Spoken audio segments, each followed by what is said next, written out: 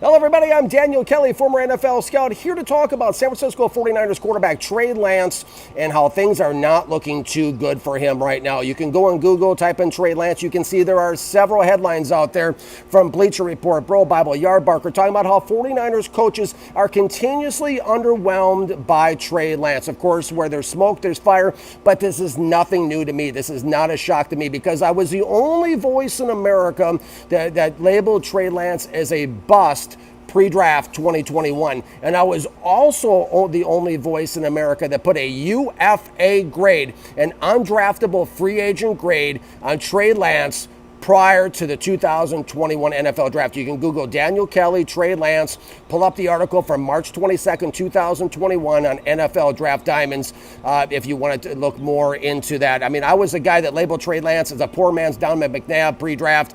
And over the last 14 months, I've been banging on the drums on social media, trying to share my thoughts on Trey Lance, met by a lot of resistance. Thousands upon thousands of people have called me every name in the book. Of course, this new information comes out tonight, and crickets.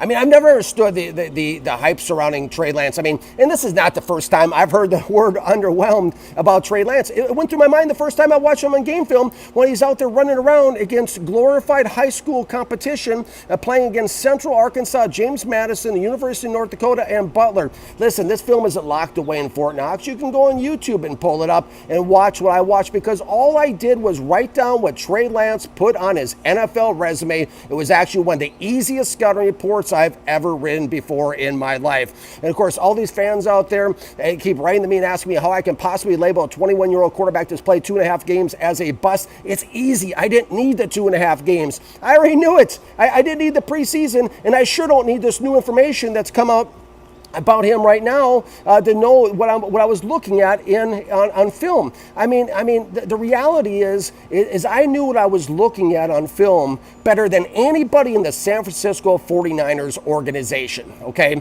And I've been saying for a while that Jimmy G is not going anywhere. I've been saying he's not going to be traded, and actions speak louder than words. And I believe that Shanahan, John Lynch knew this information when I put in my scouting report pre-draft in training camp last year. How else do you explain the trade package going away? How else do you explain Jimmy G still being there in San Francisco and they haven't moved him? I mean, don't be shocked that by season's end, we see a rookie quarterback in San Francisco, Brock Purdy, ahead of Trey Lance on the depth chart, because there's no way that Kyle Shanahan can possibly justify putting Trey Lance under center when he only converts 29% on third downs. This is going to go down as one of the worst trades in NFL history, and just to think that Kyle Shanahan, John Lynch could have sat there at 12 and they could have selected NFL Rookie of the Year runner-up Mac Jones, and instead they trade all those draft picks to the Miami Dolphins, where Kyle Shanahan's understudy, Mike McDaniel, is now coaching. Thank you for watching, everybody.